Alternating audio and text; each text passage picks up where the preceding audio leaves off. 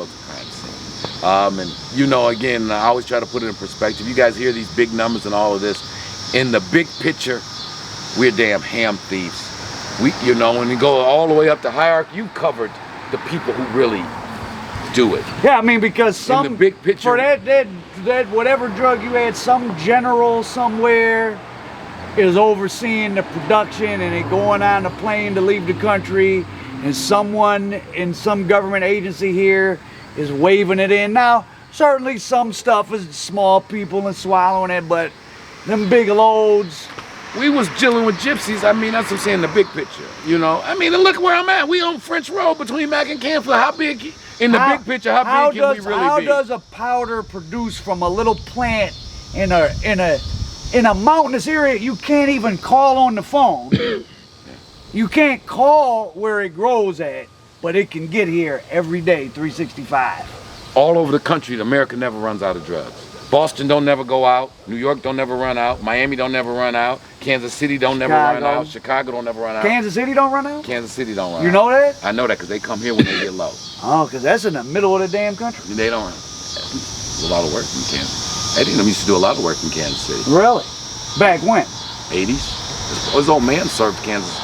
Kansas City was probably his father's second city outside of Detroit. Oh, that's where that they were calling it the Black Mafia, but where that Doc Dearborn, that's loosely who the character from Fargo that Chris Rock played. Really? You never saw that last episode of Fargo? No. It was set in the 50s, but it was like the black crime boss played by Chris Rock, but that was sort of, I mean, the plot was totally different, but there was a crew in the 70s messed with the mafia, and there was a white guy. So that was the news story when he just got out, like the white boss of Kansas City's Black Mafia. But I mean, it was just black criminals who happened to be a white guy. Anyway. Talk about the world being a crime scene.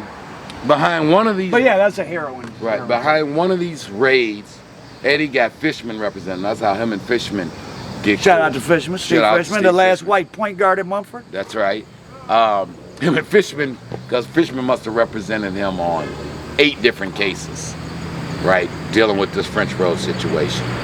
But one of the times him and Fishman walking out when the FBI had started the investigation on the 5th precinct, and they asked Fishman, let me talk to your client for a minute. And Fishman's like, well, I'm not going nowhere yet. What do you got to say to him? And they're like, this ain't about him. We would like his cooperation. We know what time it is. We would like his cooperation in helping us out with bringing down all these cops who've been shaking. What's the street rules on that? Street rules, Eddie abide by the street rules. No telling, you didn't tell on cops either. I don't tell them, I don't talk to police. Yeah. Even about police. I don't even talk to police about police. If y'all get them, y'all get them. And however, whatever they shook me down for, it took. Yeah, I remember being in the county jail, guys would be getting taken out at weird times and you would know, like, why are you leaving in there? But, oh, I'm just going to internal affairs, like they're telling on a cop, and it was kind of like a mixed bag of like, is that okay, is that not okay? But yeah, maybe if you're kind of lower down the food chain, but at your level, cause especially if you have to corrupt police, you don't want no reputation of telling on police. You can't do it. Yeah, you just can't do none of it. Yeah. You can't just let that be. Y'all catch them, but we can't get involved in all of that. Shit. When Eddie got how much time did those guys get? They got some nice little chunks. You know, one of them ended up committing suicide instead of going to jail. The other one's got like 20 pieces. They got 20. They got some time. Oh, so they probably just got out 5 years. Yeah, they've been out. If they lit, I mean, some of them were probably older. Some were young though, or they were all young. They was probably in their 40s, early 40s. So they all should have made it. But not no life. I mean, I'm 63. I just did 17 years for being a crooked cop, and now I'm back in Detroit. Like this. That's a fucked like, what do you do? Work at Denny's? They was bad, Ronnie. We had workers, man. They would guys who would just get out of jail one day. They come shake them down, take their money. Oh, make them sell dope? Yeah, they was fucked up. Oh, so they was taking dope from other people, selling it to Eddie. Oh, wow. They got. So they were gangsters, criminals. They was corrupt. They was hardcore. They weren't just stealing a little money here and there. Man. Because that goes on in a big city, especially in Detroit, a lot. So for the feds to make them a target, they were like, oh no, you're your own drug crew. They had overdid. You're part of the distribution network. They had overdid their act. Cause shit, when the case was still going on when Eddie got shot, when he escaped his robbery. Oh yeah, tell us about the robbery and then we'll wrap this one up.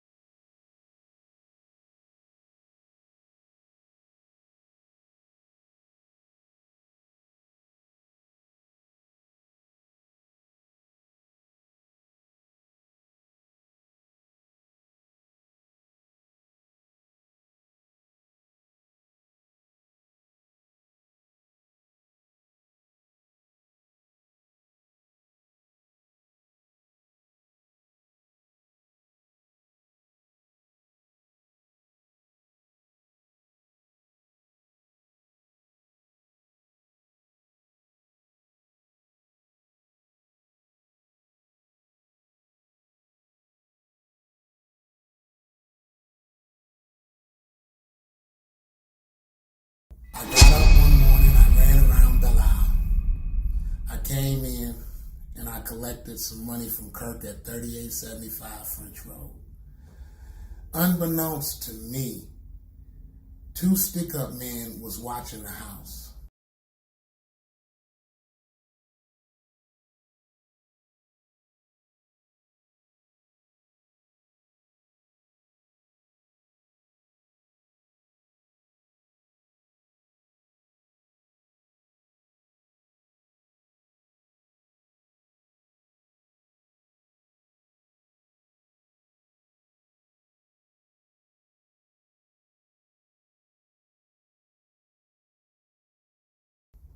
They missed me coming because all I did, I had just finished running around Belial, so all I did was grab the money and take off to the house to get the package to bring the package back to Kirk. When I got back with the package, they was waiting on me. So when I go in the house to give Kirk the package, Kirk was in the kitchen cooking some bacon and shit, bullshitting. So I'm sitting in the front room waiting on him to come get the package. It's a motherfucker come to the door knocking on the front door. He's got the screen door open and he's leaning down inside the screen door with the gun down so you can't see the gun. But I don't know him. So I never opened the door. He's knocking on the door, knocking on the door. I said, Kirk, come see if you know this motherfucker at the door, man. Kirk still back there bullshitting. Got knocked again. Something is telling me something is motherfucking wrong in my mind at that time, but I was standing right here waiting on the sack. Something told me. So Kirk finally come up from bullshit back there cooking in the kitchen and opened the door, and the first thing the motherfucker said was, police. He upped security a little bit, but not really. I mean, instead of keeping the thing on his side, maybe now if he inside the house, he got it in his hand. Didn't have it in his hand then though. Giggle, shout out to Giggle. He made a mistake, Giggle. Anyway, some guys knock on the door. Eddie say, How many people would be working in the spot at any time? 3 to 4. Always. Wasn't nobody by themselves or nothing. No. And what's everybody doing? Like someone's got to be like Somebody's got the bag. Somebody's looking out. someone's serving, and then Eddie's overseeing it. If he there. So in the bag, so it's brown paper bags with like 10,000 in dimes, like a big shopping bag. The way he used to do it, he had 1 bag of boy, 1 bag of girl. Cocaine and heroin. And he used to like to do traditions, so it would never be too much there. Yeah, $1,500 boy, $1,500 rod. And where would the rest be hidden? One of the houses on the block. Okay. What you guys see the video of? French Road back in the day. How long you been over here? I'm over here. Oh, okay. Yeah.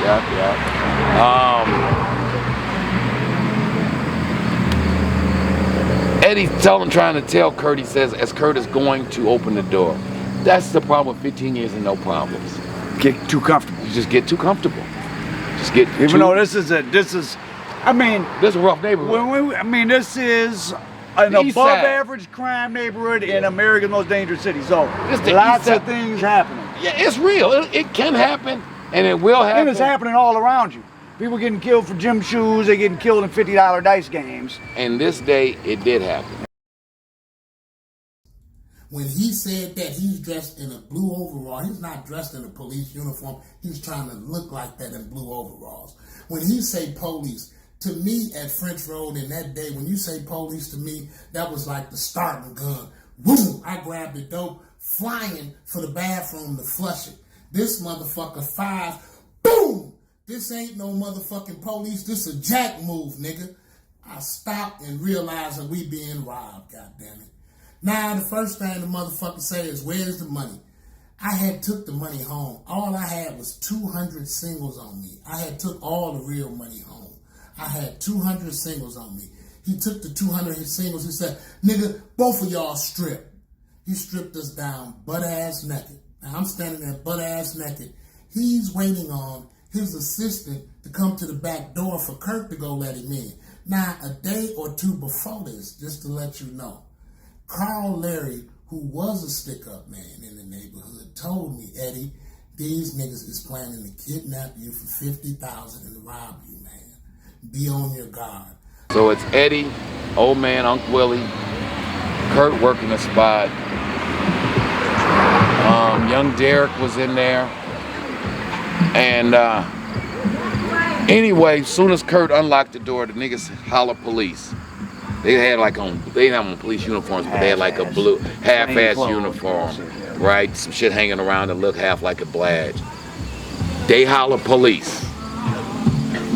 Soon as the door, they bum rush the door, pull out the pistols. It's 3 of them. As soon as they see Eddie, they like, check it in, man. So Eddie give him the cane, he give him the boy, he give him the girl. I think he had $3,000-4,000 on him. Give him the money. But now they from here. They know the kind of numbers the spot doing. They're like, man, you need to come on in with the rest of the shit. That's scary though, because if someone from around here is robbing you, you kind of think like, well, you guys ain't gonna rob me and just go walk right down the street. Are you gonna kill me?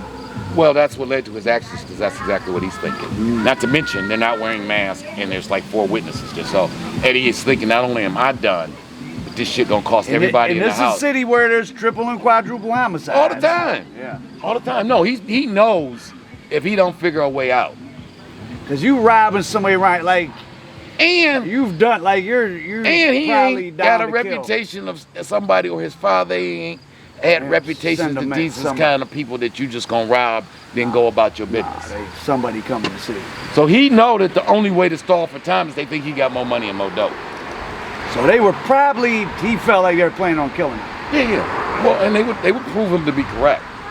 So they have him get naked. They have Giggle get naked.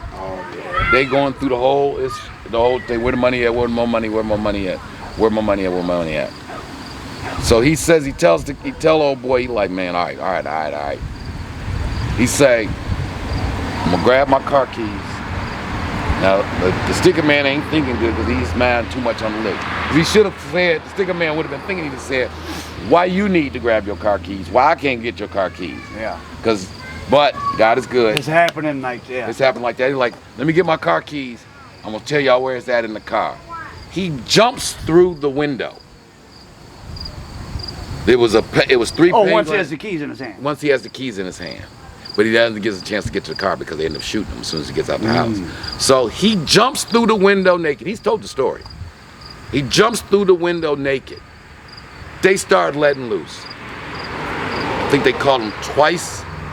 So his plan, I think, was to get to his car. But they hit him twice in the leg before he gets to the car. So this is already on my mind, and I didn't pay attention when the shit started going down at the door. I realized this is what the fuck was going on. Now I'm figuring I got to get out this motherfucker, but they got the sack of dope. Soon as he shot to the floor, he got that. That was about 7 grams of dope, all hooked up, everything. So he got that. He got 200 singles. They shamed the car. They went through the house and took Kirk, had a new leather coat. He had $400 in that. So out of the robbery, they got about 600 cash. But at the same time, my little cousin Ricky is there. I've never seen a man froze on the wall, couldn't move. I'm talking about paralyzed. And my Uncle Willie is sitting right there on the couch. Now, Uncle Willie was the money man. He was our money man. He's got $10,000, all $100 bills in his pajama pocket, and I'm looking at it, and this nigga's pressing me for money, and he's talking, nigga, if we... So now, he sent Kirk to the back door to let his man in. When he do that, me and him is up front. He took his eye off me for a minute, and I made my break for the motherfucking front door. Soon as I hit the first motherfucking step, I heard the shot, and the first bullet went from here. I saw the motherfucker come right out here just like that. Now, I'm going down the stairs. I plan to go right. I'm running down, I'm going right. I felt the hand of God, and I'm telling you, I know what I'm talking, push me to the motherfucking left, and when he pushed me, all I seen, if I had went the way I want, I would have caught 4 bullets in the back of my motherfucking head. Every bullet flew past my motherfucking head just like this into the side door of Kirk's Delta 88. I'm butt-ass naked, hit 4 times. He hit me 4 times. I'm butt-ass naked, running across the street, naked, flying. I go up Mount Clair to Mac. I'm standing at Mac at Will's Car Wash. I'm butt-ass naked, shot 4 times. Big Rose and Carl Larry, the nigga who told me they was gonna rob me. Rose just happened to been coming from home. He lived on Lee May. Rose looked, Eddie, what the fuck? Rose whipped that motherfucker around, jumped me, and then got me to the motherfucking hospital instantly. Big motherfucking Rose will always be my motherfucking man as long as I'm alive. That motherfucker snatched and got me there like a real one. Okay? So now, I'm at the motherfucking hospital. I done been shot. I'm butt-ass motherfucking naked. They asking me, did they rape me? I said, man, ain't no motherfucker rape me. You understand? So when they get me in there, they hit me because I'm hit for. They hitting me. My legs is like this. They hit me with a killer. They hit me about 6 times because that motherfucker was hurting. And my shit was like this. So they steady hitting me with the painkiller. And my shit is blown up. As soon as I look up, the motherfucking feds is there questioning me. So I'm asking them, well, you questioned me? How the fuck I know who shot me? So I explained to the motherfucking federal officers who beat me to the hospital what the fuck had happened. So I had to walk every 4 hours to keep from blood clotting and possibly dying from a blood clot. So I had to walk all that night every 4 hours on this motherfucker that's like this. I'm walking this motherfucker. They took me right over there on 94 in Ross. Sinai is where I was at that time. And them motherfuckers, I'm going to tell you right now, I walked every 4 hours, and when they had to put that dye in you to kill the poison from the bullet, that shit hurt worse than the motherfucking being shot. But now let's go ahead on fast forward. God was with me. Allah was with me the whole time. Them niggas want to kidnap me and take me who knows where and do what the fuck to me. And Carl Larry had already told me that. So I got the fuck out of there. I took 4 and got the fuck out of there, got to the hospital. Now, I got to know who the fuck done did this to me. I can't motherfucking live without knowing who in the fuck just did this shit to me. So this is Real True Street Crimes narrated by Eddie Jackson Jr. And this is part 2 to and for all the people who do not like me. And the question was asked, do I believe in God? Let's get right back into it. Don't forget to subscribe. Don't forget to share. And don't forget to link up. And please don't forget to look at my CBD oils and all of my products there as well. But here we go. Let's go on into the story. I'm at the hospital. I've been shot 4 times. But let me go to the very end. After he shot me 4 times, the other 4, if I had went the way I wanted to go, would have hit me in the back of the head and I wouldn't be here today. And as I said to you, the hand of God pushed me this way and the bullets went directly past my head, just like that. Now, at that point, I'm running across the street trying to get to the lot and get to Montclair. His gun has jammed. He's standing in the middle of the street trying to unjam it. He finally unjams it, yells and and fire off the last 4 or 5 shots. By that time, I'm on the next block, rolling, going towards Mac, running like a motherfucker. Okay? As I told you, when I get to Mac, I'm standing up there shot in front of the car wash 4 times, bleeding like a motherfucking pig. Big Rose whips up off Lee May, where he was staying at the time. Him and Carl Larry. Big Rose, let me tell you this, is driving a brand new DTS Cadillac, champagne color, and I mean brand new. This man whipped that motherfucker around there to get in. Now this brother wasn't concerned that I'm bleeding on his new Cadillac seats. You know, so as I say to you before, Big Rose is always a motherfucking hero in my eyes to this very day. And let's push on. Now, he done picked me up in the Cadillac, brand new. I'm bleeding on this man's seat, and he rolling up 94 to get me to the hospital at Ross. Okay? Now, let me give you a little more background. At this point, my father had been dead for 5 years. Demetrius had been dead for 6. Okay? At this point, I'm fucking with a crew in New York called the 7 Dwarfs. They got some motherfucking heroin so motherfucking good, it will drop a motherfucker if I ain't cutting it right. It'll OD a motherfucker, it's so good.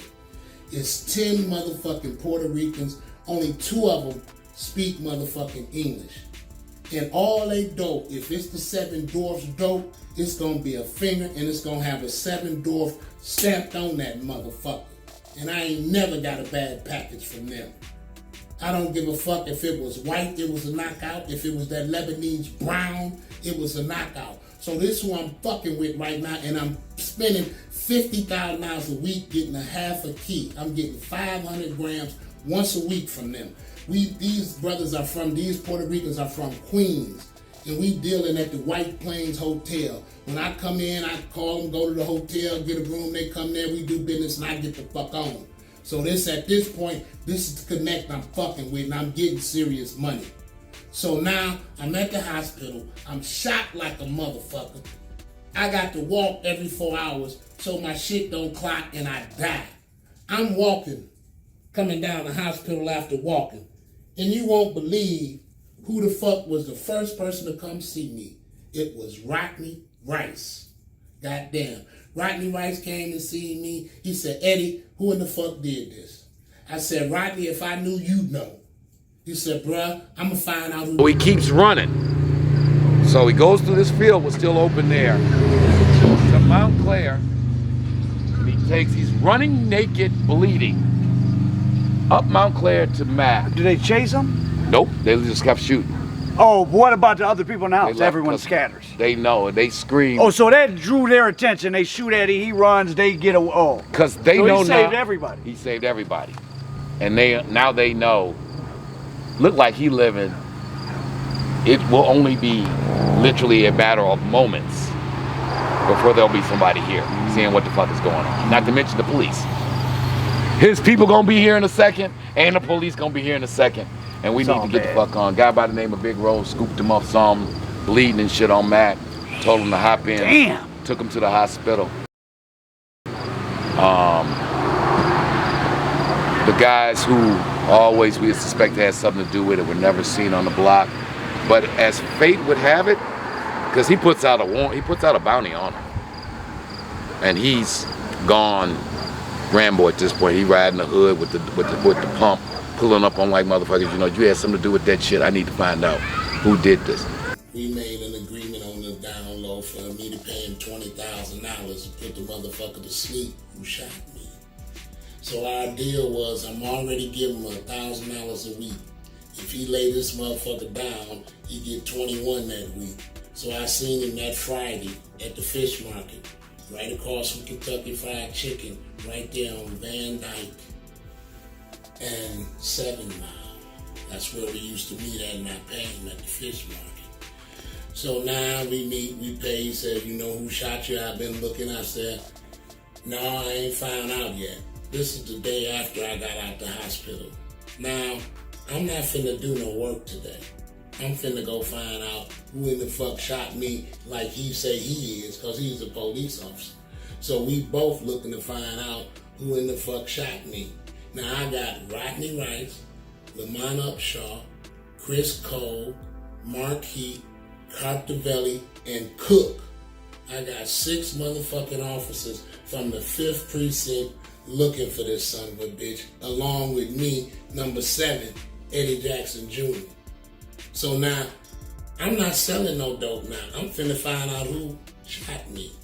So I hit the streets, and the first person I went to see was the person who told me about the shit in the first place, which was Carl Larry.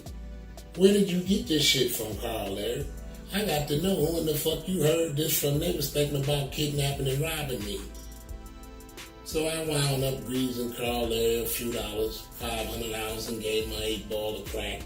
And he told me Slew-Footed D and his crew is who was the fuck talking about robbing and kidnapping me. Now at this time, Slew-Footed D is staying with Dooney on Lee May, okay? So now, Slew-Footed D is staying with Dooney on Lee May. Now, I got to investigate, is this the motherfucker who did this to me? Because if it is, I'm finna shoot Rodney Rice and Lamont Upshaw and them on their ass immediately. But I don't want to put them on the wrong motherfucker and give them $21,000 for putting the wrong motherfucker to sleep. So I talked to Slewfoot D. But let me start this from the beginning. When I came out that morning, this is serious motherfucking game. Nah, we playing life and death. I grabbed my motherfucking 9-shot single automatic shotgun. I loaded it. One double off buck as AC Ducey told me to do. One double off buck, one slug, one double off buck, one slug, and then I really got angry in medieval. I sawed that motherfucker off way lower than 18 inches. So I'm running with a 9 shot, 8 in the chamber, 8, put 1 in the chamber, you got 9 shot, semi-auto shotgun sawed off. And I'm finna go find who done did this to me. So I slide up on Big D. They at Dooney's house on me, man. So Big D is coming out the house with his rat ass, because he's a stick-up man. So I slide up on his motherfucking ass and politely ask him, what the fuck was y'all down there? Now, they on French Road at damn near the corner house at this time, abandoned house, and I'm selling big dope on French Road.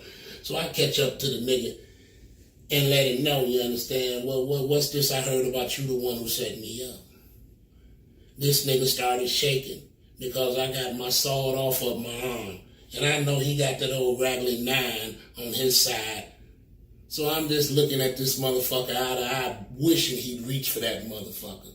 So I asked him, Slewfooted D, what's this I heard y'all was down there talking about robbing and kidnapping me? First he gonna try to lie like it wasn't him. And about that time is when I slid that motherfucker out of my arm and said, this what you gonna tell me, man, that you ain't say none of this shit? And I know for a fact you did.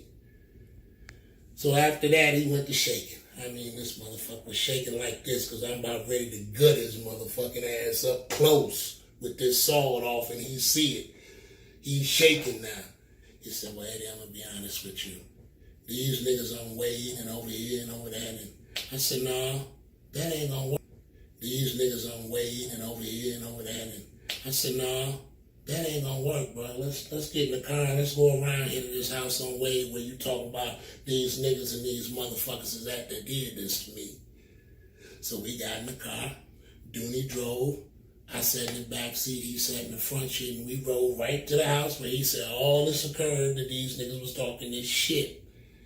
I said, okay, D, if I find out you had anything to do with this, you will see me. You will see me, and I promise you that. And you ain't gonna realize who the fuck I'm sending them to see you, because when Rodney Rice and them see you, I know his work because I done watched him in action. And when he gets your ass, you going to sleep for real and probably out there in a goddamn hole, which they finished just digging from tearing down one of them raggedy ass houses on the east side.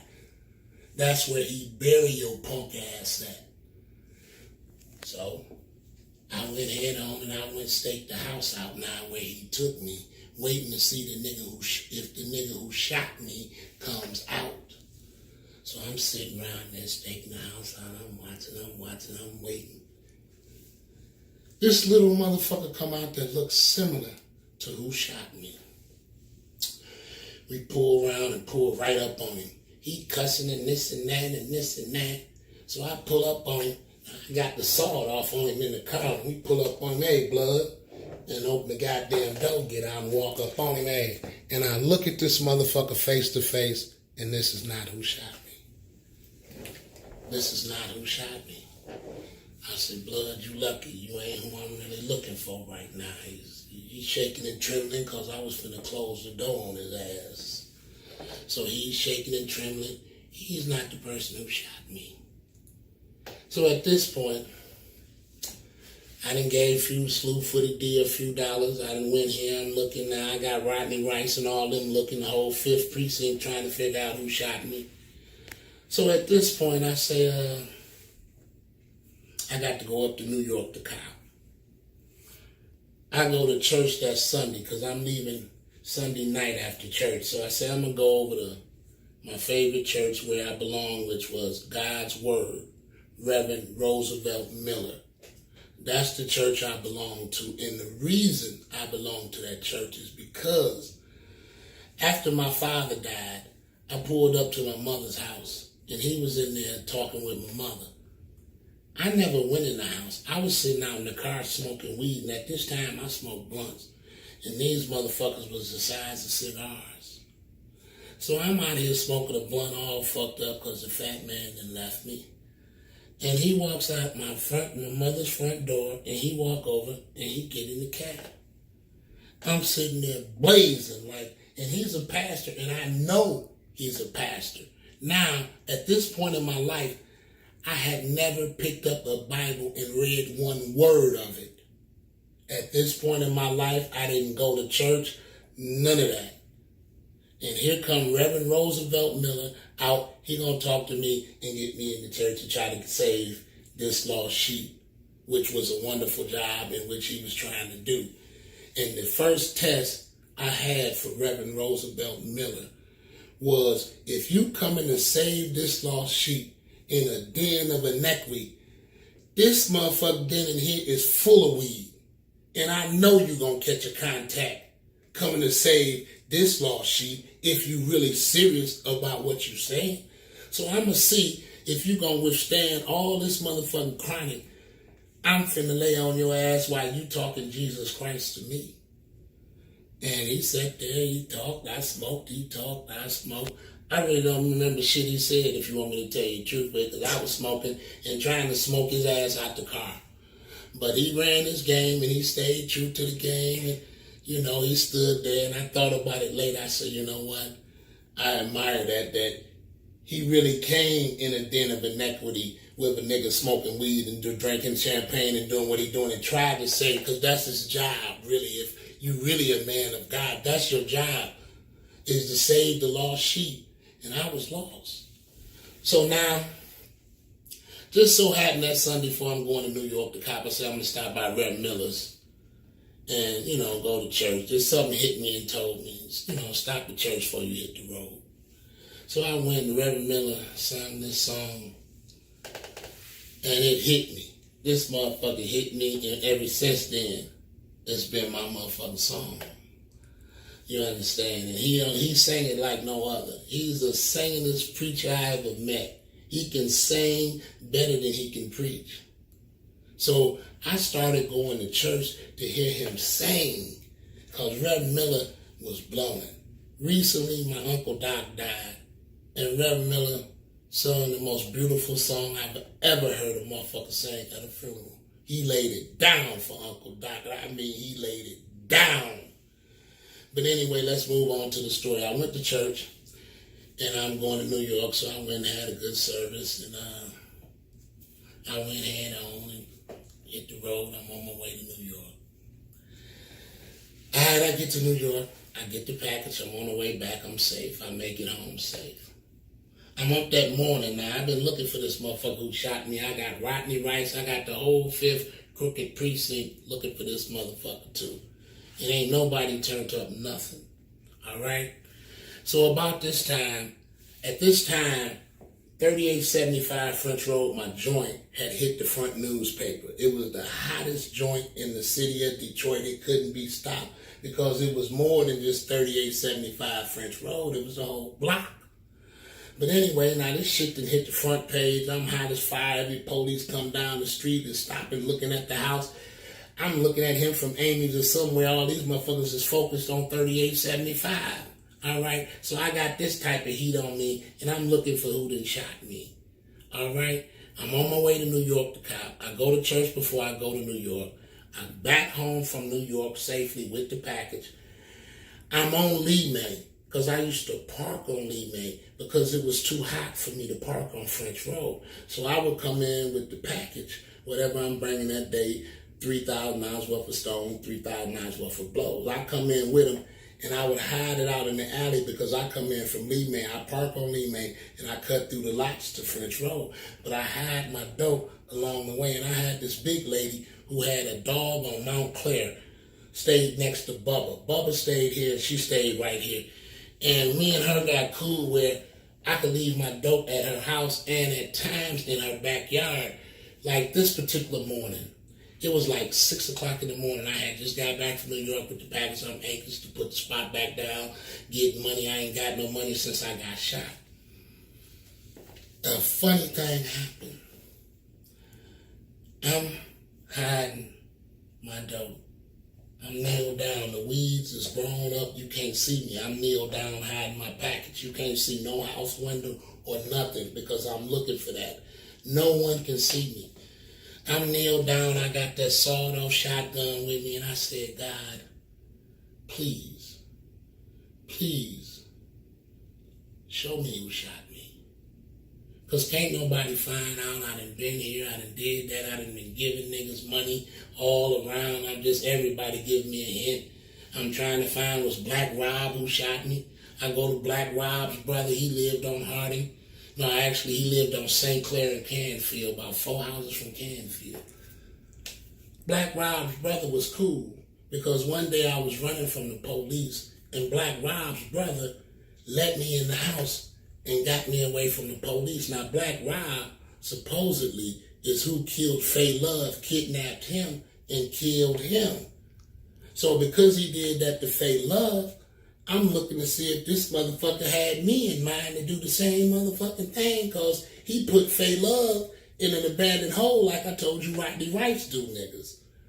So now I'm trying to figure it's Black Rob, but his brother done did me a hell of a favor. He done saved me from the police. When the raid band raided French Road, I take off running, cut up hard, cut on St. Clair, and this motherfucker bring me in the house to safety.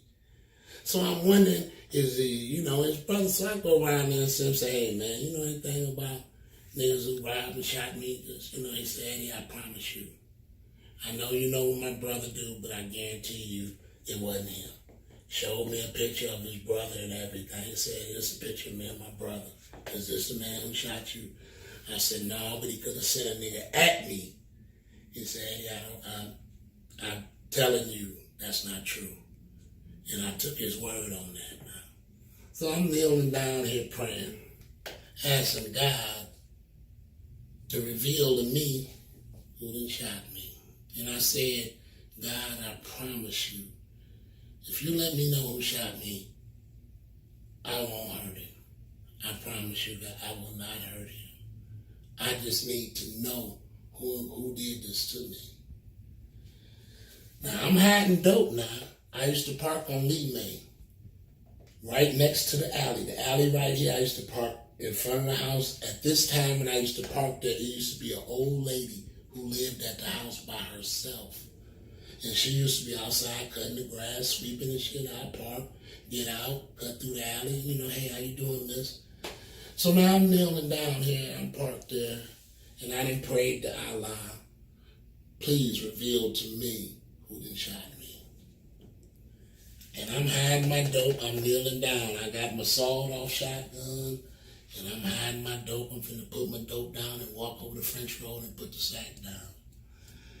And right about this time, I'm kneeling down, hiding, I'm quiet. A motherfucker come walking from Canfield, straight up French Road and Lee May Alley. French Road is here, Lee May is here, and the alley is right here. And this motherfucker come walking up the alley. Now, I'm kneeling down, hiding my dope. So he don't see me. I'm just seeing him, and I don't want him to see me because I'm hiding my sack. This motherfucker is walking up the alley.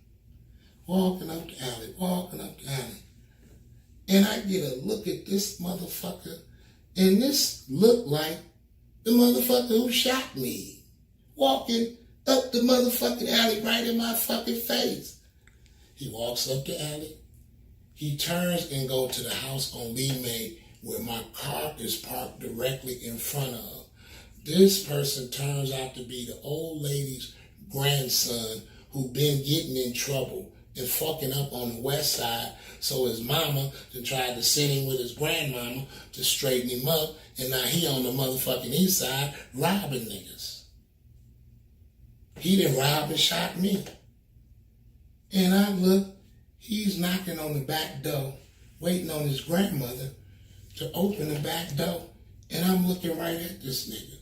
Anyway, the reshoot of Who Shot Me and Do I Believe in God coming to the last 2 parts. And I wanted to give you a little background on Rodney Rice, the police officer who first came to see me after I got shot that night about 4 o'clock in the morning. Rodney Rice had been knowing me my whole life. He was friends with the McCalls, who lived on the curve right around the corner from me. He went to Southfield High. I didn't know any of this. He told me all of this as we got cool over time. But anyway, he told me, I had been watching you all your life. I was friends with the McCalls, you understand? I went to Southfield High, so I know you. So anyway, I remember when me and Rodney Rice first started, the first day I ever met Rodney Rice, I had bought a brand new Trans Am. And I made the mistake of parking that motherfucker in front of the house of French Road, coming over there, dropping off the sack, parked the car in front of the house, and goddamn, got out, went in the house, dropped the sack, and Rodney Rice, boom, I come out, Rodney Rice waiting. That's the first day I ever met him. And he in the dude, I'm Rodney Rice, who I had to show him my license, my ID, Eddie Jackson Jr., and that's how we met. Okay, now Rodney Rice, our relationship was like this. I had a joint on Field in town. Rodney Rice burnt that motherfucker down because I wouldn't pay him. You understand? That house was doing I have did as much as $100,000 in one day. Shaky them was running it. The house was right in the alley of Field in town. It was a very small house. And you just pulled through the alley, they could hit you damn near out the house, pulling through the alley and just keep going. This was one of my best spots ever. And Rice raided that motherfucker, took the money, took the dope, and burnt that motherfucker down and told them to tell me, nigga, until you start paying me, I'm gonna burn all your joints down. The next motherfucker, he caught on Maxwell in Van Dyke area. I had low running. He found out that motherfucker was mine and it was kicking ass on Maxwell and Van Dyke. This motherfucker was kicking ass. And I had low running it and he burnt that motherfucker down and told Low, tell Eddie I burnt this motherfucker down until you start paying me. I'm gonna burn all the motherfuckers down. I know this is. So he burnt 2 of my biggest motherfucking joints down. Then I told him he fucked around and caught me coming up off the freeway with that key. And that's when I decided to, fuck it, I paid. We set up everything from there. Rodney Rice, motherfuckers didn't believe, but he'd catch a nigga with a sack. He'd catch you with a key and take it. Tell you what you want. Me to take you to jail, or you want to give me this key and go on about your business. He did this to this particular guy. This guy almost got killed because the guy who fronted him the key didn't believe it. He didn't believe Rice had took the key and didn't take him to jail, which he give a nigga that choice. Nigga, I take this key, you go on about your motherfucking business, or I take you to jail with this key. What would you choose? So, my man gave Rice the key. The guy who fronted it did not believe it.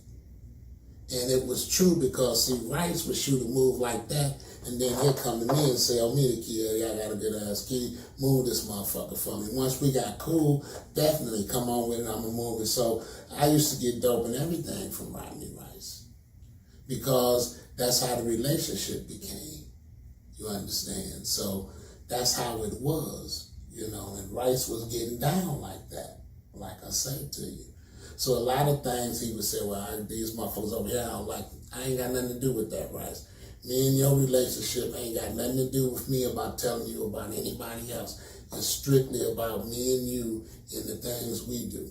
If you need a motherfucker, you got a key you done took from a motherfucker and you want me to move it and buy it, I'll do that. That's cool with me because I ain't got nothing to do with who you took it from and whatever you did. So we had that type of relationship. After he burnt my joints down and did all that shit, we got cool. So now I done got shot. Rodney Rice, like I told you before, the man who did this shit, he wanted no worse than me. That was my man at this time, We had a good relationship, a good working relationship. Money was rolling. So Rodney Rice was gonna be damned if one of these motherfuckers fucked that up. And I felt the same motherfucking way. So Rodney was my man. And it got so good. Rodney he got transferred out of the 5th precinct. He would come from the west side to the east side while on duty over there. And who gonna tell me what to do? The police, he thought could nobody tell him what to do. He would come all out of precinct. They him and Upshaw was partners at first. They switch him up. So Rodney had another partner and all this shit. So Cook and Upshaw was working the 5th where I was at the time. And Upshaw, he was already down with the move. Upshaw was cool as hell too, because Upshaw was like, look, nigga, when he had sacks and shit, he'd hit a sack, like he'd catch a nigga and take a sack. He'd come by French Road and be like, nigga, here, take a look at that. Tell me what that worth, man. Give me what it is. So Upshaw would always be coming, throwing a nigga a sack, saying, nigga, look at that if it's worth, you know. So Upshaw was good at that shit too. He was a taking sack motherfucker too. He'd take a motherfucker sack in a minute and not take him to jail. But if you want to go to jail and have to pay bond money, lawyer fees, time, or he'll oblige you. All you got to do is open your mouth and say anything, and you finna go for a ride to the motherfucking jailhouse. Trust me. Now, if you shut the fuck up, you go about your business and go home and shut the fuck up and mind your business. But if not, them motherfuckers gonna clean you out. And like I tell you, they had Chris Cole, they had Mark Heath, they had Cartavelli, all of them was working. When any of them would be out the 5th, some of them was gonna be in the 5th. Heath and Cole is gonna be there, or Cartavelli. Some of them is gonna always make sure they're in the 5th. You know, and you're gonna always see them motherfuckers. So it was a good little thing that was going. And like I said, if they had found the motherfucker that shot me and killed him, I wouldn't have had nothing to do with that. I would have paid them. But I was not, after God told me what my fate was, if I had anything to do with it. My fate was the same as his death. I wasn't going to tell Rice and them, here's where he at, here go the money, go kill him. Because I feared God. I truly feared if I had done that, what God would have done to me. I didn't want my mother to be crying. Because that's the worst thing in the world. I did not want my mother to come to my funeral crying because somebody didn't kill me. You understand? And that's one thing that I always prayed. 1, I would never have to kill anybody. And 2, my mother would have to never come to the funeral and see me have been killed. You know, and God, Allah bless me with all of that. And I'll say this. It seems like the best mothers get the worst kids. It seems like that. And the best kids get the worst mothers. They'll have the worst mother, won't comb their head, won't cook breakfast, won't do nothing. And they'll be the best kids. Go to school, study, want to learn, but the mom ain't shit. And it's sad in that, and that's something I've always seen. And when I see that, I try to help a brother out. When I see a situation like that, a young guy, his mom smoking, getting high, it's like a guy, we was at Darnell's party store. I'm going to wind this up, this last thing I'm going to say. Thank you to all my subscribers, let me say that. But it was a little kid there, and we used to play the games, and Darnell Knox, he was a boxer for Crocs. Darnell Knox had a party store on Grove and Hamilton in Highland Park. And we used to buy chicken wings, and we used to have peanut brittle and candy, and we used to play the games all day. So the little kid, they used to be in there, and I would pay for, chicken wings, and because they wouldn't have money like that. And I would fill the game up with quarters and buy chicken wings and peanut brittle. And so happened, this lady came in one day, and boom, asked could she see me, and I stepped outside, and he happened to walk outside, and she said, that's my mother. And she was buying crack and heroin from me. Now, this little kid he had holes in his shoes. The next day, I went and bought that little kid shoes. And there's many kids who parents was getting high. I did this for. Many kids. And that's a fact. I went and bought this little kid brand new gym shoes because I knew his mother was getting high. She was spending money with me. It wasn't my fault she was getting high. It wasn't my fault she was spending money with me. But I felt for the kid. So I took out of my pocket, bought him gym shoes, a tracksuit, so he looked presentable and wouldn't be walking around here with holes in his shoes, because my heart wouldn't let me do that. I had to give something back. If I was doing good and I saw that, I made sure I gave something back. And any kid out there can say that. No, many of kids, I made sure they ate every day after school. We played games just like kids. I did all of that. And I loved the kids and always showed them love. Always, throughout anything. So like, subscribe, share, and the last part is coming tomorrow. Peace and love. The question was, was Demetrius hurt when Maserati Rick got killed? In 1985, I was with Demetrius from 1985 up until his death. It was two people that meant more than anything to him. Maserati Rick was one of them. Rick was one of the most closest people to Demetrius all the way up until Demetrius made the mistake of fucking his woman. Demetrius regretted that up until the time he died, and definitely when Maserati got killed, Demetrius is the one that paid for the Benz coffin and all of that. And at that time they had somewhat fell out because Demetrius had fucked his woman. And the other person in the beginning, 85, when we first kicked off, when Demetrius was kicking off, was another brother by the name of Johnny Jurgens.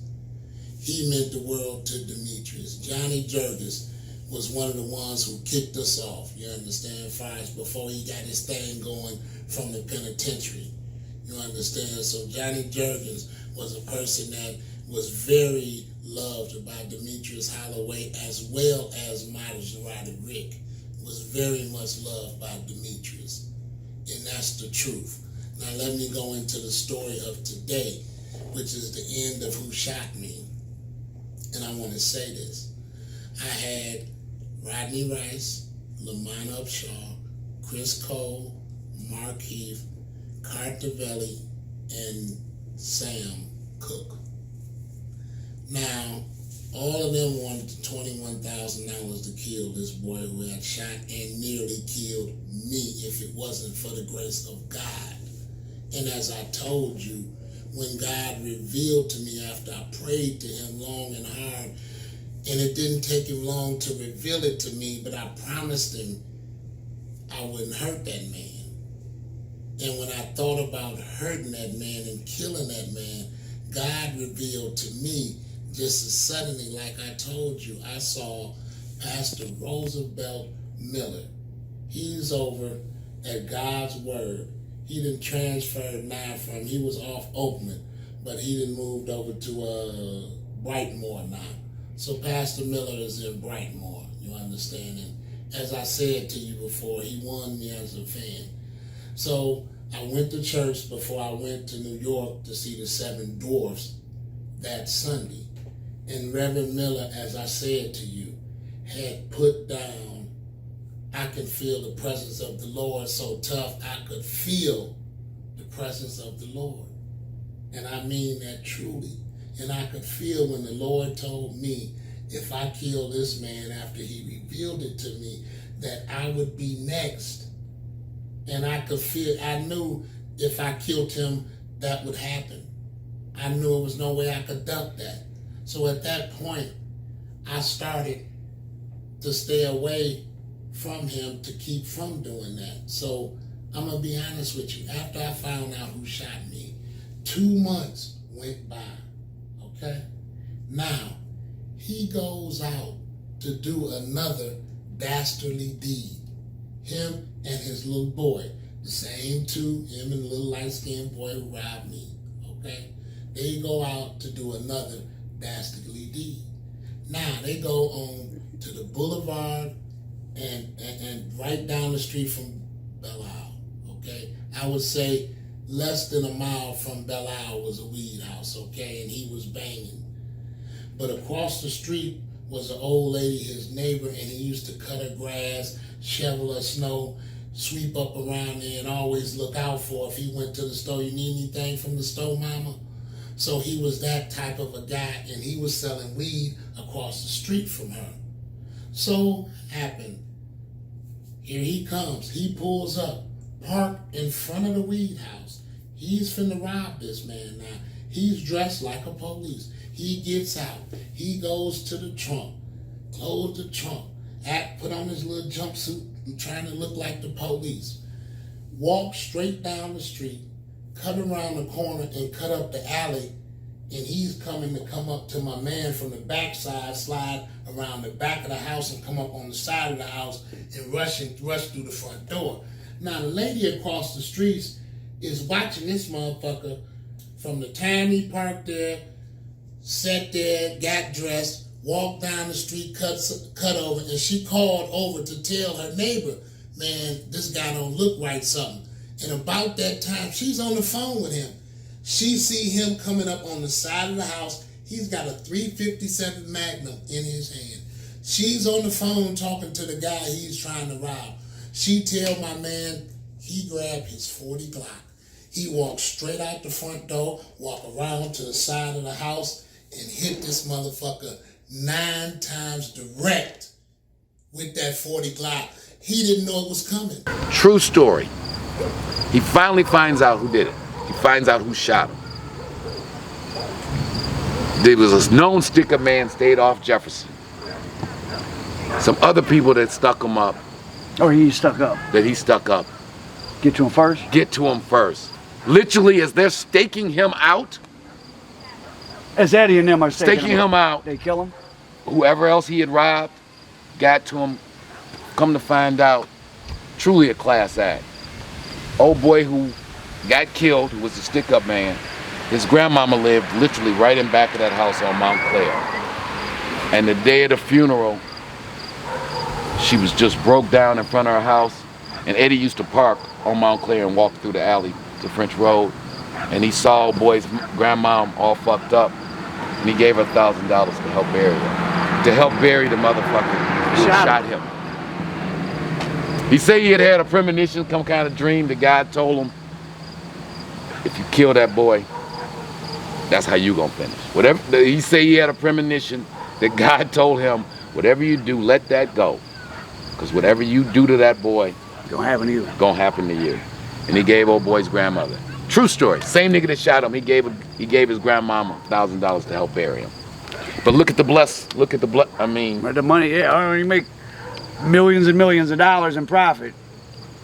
And so that was getting, no, I guess still, we're approaching, we gotta be about in 2000 now. So that's the end of the run. That's pretty much. And the run didn't end until, because your father got indicted. That's where it ended. Pakistani run ends there.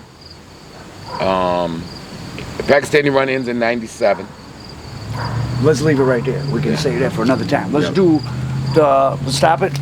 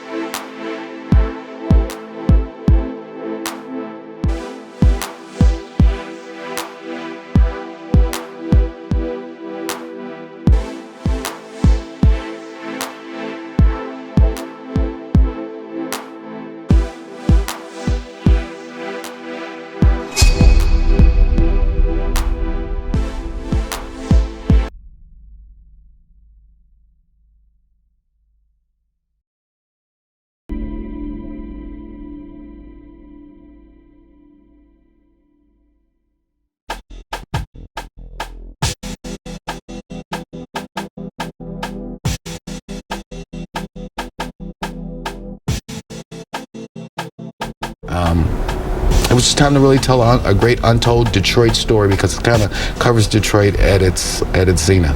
Very interesting story. We decided that we were going to make a movie. All right, Rich Rossi with you with Motown Mafia. I'm with Courtney. Louis Stevens. Louis Stevens, Courtney Brown. Courtney Brown Jr. And Alan Al Prophet Bradley. And this is an entrepreneurial, inspirational story too, because again, you know, I'm a real estate retail guy. You know, that's what my skill set is. But I'm a businessman, so I was like, you know, we're gonna do it. You know, sometimes when you got a dream, you won't have all the answers on how you're gonna do what you're gonna do. What made this one unique was not so much the crime, but the intertwining with Detroit's history and the Motown era and kind of the economic decline of Detroit. And it's really the story of a family. And from some perspectives, it's has a happy ending, like you said. For others, it didn't have a happy ending. Right.